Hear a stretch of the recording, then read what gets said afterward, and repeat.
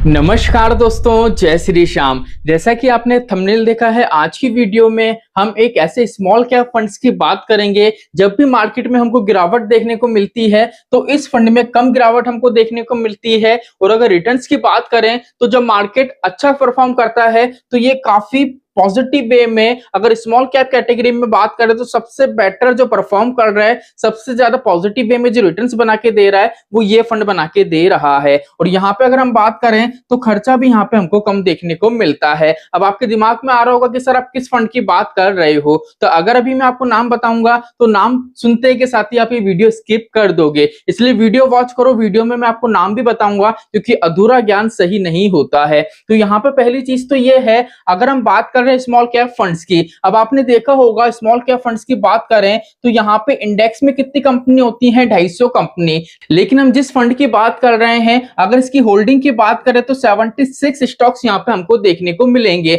अब सर इसमें ऐसी कौन सी खासियत है जो मार्केट में जब गिरावट आती है तो गिरावट कम देखने को मिलती है? अभी लास्ट मंथ हमने जो भी गिरावट फेस करी है, अगर उस टाइम की अगर हम बात करें तो यहाँ पे 1 रुपए से भी कम एनएवी प्राइस की गिरावट देखने को मिली है। मतलब 0.50 रुपीज तक की गिरावट यहाँ पे हमने देखने को मिली है। जहां पे अगर देखें स्मॉल कैप और मिड कैप पे इंडेक्स काफी ज्यादा ओवर वैल्यूड है, उस तौर पे भी देखें तो यहाँ पे सबसे कम गिरावट हमने देखी है। अब ऐसा क्यों हो रहा है? ऐसा इसलिए हो रहा है क्योंकि यहाँ पे जो 76 स्टॉक्स पोर्टफोलियो में कैरी करे गए हैं वो किस बेस पे कैरी करे गए हैं? तो पहली चीज तो फंड मैनेजर का सीधा सा यहाँ पे यही है कि भैया यहाँ पे जितने भी स्टॉक्स हम कैरी करेंगे उनका बिजनेस मॉडल काफी स्ट्रांग होना चाहिए, उनकी अगर फाइनेंशियल हेल्थ की बात करें तो काफी स्ट्रांग होनी चाहिए, और जितने भी स्टॉक्स पोर्टफोलियो में कैरी करेंगे वो लो वैल्यूएशन वाले होने चाहिए। ऐसा नहीं है उनका वैल्यूएशन है ऑलरेडी बढ़ा हुआ हो। अब यहाँ पे देख लीजिए 76 स्टॉक्स हैं, अगर यहाँ पे अगर आप बात करोगे इनके वेटेज की तो यहाँ पे वेटेज है ना,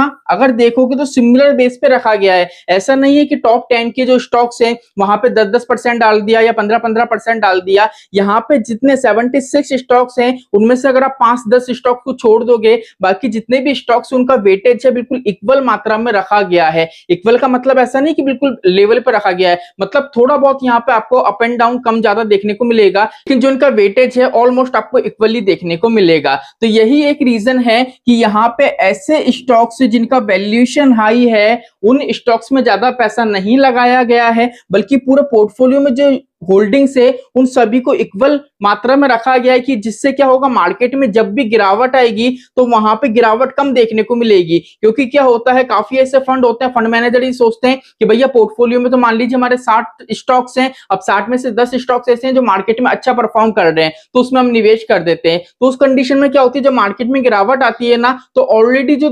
10 स्टॉक्स हैं उनका वैल्यूएशन बढ़ा हुआ है, तो फंड जब मार्केट में गिरावट आती है तो फंड में भी ज्यादा गिरावट देखने को मिलती है। लेकिन यहाँ पे क्या है, कोई टॉप 5 कोई 10 स्टॉक्स पे ये डिपेंड नहीं करता है, इसकी जितनी भी होल्डिंग्स है ये जो वेटेज है बिल्कुल इक्वल मात्रा में रखते हैं, इसलिए यहाँ पे क्या है ग्रोथ हमको देखने को मिलती है। अब यहाँ पे बात करें सेबी का जैसा नियम था कि 5% कैश होल्ड रखना है, तो यहाँ पे अगर हम बात करें तो 95.1% जो पैसा है वो आपका इक्विटी में जा रहा है, और हम बात करें 4.9% पैसा ये कैश के रूप में होल्ड हो रहा है। मतलब सेबी का जो नियम था वो नियम यहाँ पे फॉलो भी करा जा रहा है। अब यहाँ पे स्मॉल कैप कैटेगरी का फंड है तो 65% से ज्यादा का पैसा आपका स्मॉल कैप में लग रहा है, बाकी का जो 35% पैसा है वो लार्ज एंड मिड कैप के स्टॉक में लग रहा है। तो यहाँ पे अगर हम देखें तो फंडामेंटल तो काफी स्ट्रांग है। अब आप सोच रहे होंगे कि सर फंड कौन सा है ये भी बता दो, तो हम जिस फंड की बात कर रहे हैं इसको मार्केट में ज्यादा टाइम नहीं हुआ है, इस फंड का नाम है Mirae assets small cap fund. अब Mirae assets small cap fund की बात करें,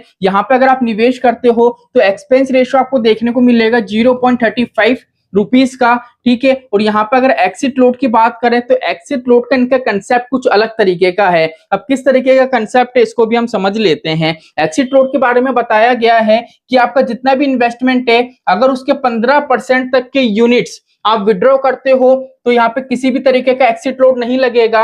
15% के ऊपर जो भी आप यूनिट्स हैं उनको रिडीम करते हो तो वहां पे अगर 365 डेज के अंदर आप रिडीम करते हो तो 1% का एक्सिट लोड यहाँ पे आपको देखने को मिलेगा। तो काफी अच्छा कंसेप्ट लिया गया है, एक्सपेंस रेशियो भी कम देखने को मिल रहा है, एक्सिट लोड उसका कंसेप्ट भी काफी अच्छा यहाँ पे देखने को मिल रहा है। अब बात आती है कि सर यहाँ पे आपने ये तो बता दिया कि गिरावट हमको कम देखने को मिल रही है, लेकिन सर पॉजिटिव वे में रिटर्न बना के दे रहा है, उसका रीजन क्या है? पॉजिटिव पॉजिटिव वे में आपको जो रिटर्न्स बना के दे रहा है उसका रीजन यही है, फंड मैनेजर ने यहाँ पे जो 76 स्टॉक्स पोर्टफोलियो में कैरी कर रखे हैं वहां पे अगर उनका आप पीई चेक कर लोगे, वैल्यूएशन चेक करोगे तो वो ओवर वैल्यूड आपको नजर नहीं आएंगे, अंडर वैल्यूड नजर आएंगे। तो यहाँ पे क्या होता है, पोर्टफोलियो में जो स्टॉक्स लिए गए हैं ना वो अपने निचले स्तर या निचले स्तर से मिड वाले स्तर पे है, जिससे क्या होगा जब मार्केट पॉजिटिव वे में जाएगा तो यहाँ पे ग्रोथ ज्यादा देखने को मिलेगी। जो ओवर वैल्यूएशन वाले स्टॉक्स होते हैं जब मार्केट गिरावट के बाद रिकवर होता है तो वहां पे रिकवर होने में भी कम ग्रोथ देखने को मिलती है,